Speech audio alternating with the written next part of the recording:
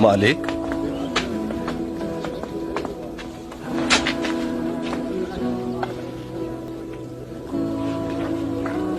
मालिक, यूहन्ना बपतिस्मा देने वाले ने पूछा है कि आप ही वो हैं जो आने वाले हैं, या हम किसी और की राह देखते रहें?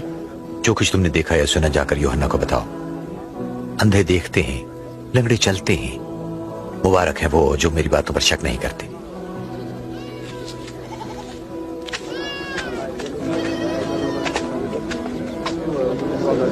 मुझे उठाएं।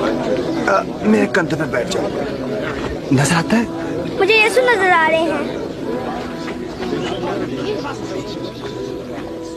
एक बीज बोने वाला बीज बोने निकला, और जब बीज का छट्टा दिया तो कुछ राह के किनारे गिरा और रौंदा गया, और कुछ को हवा की चिड़ियों ने चुग लिया।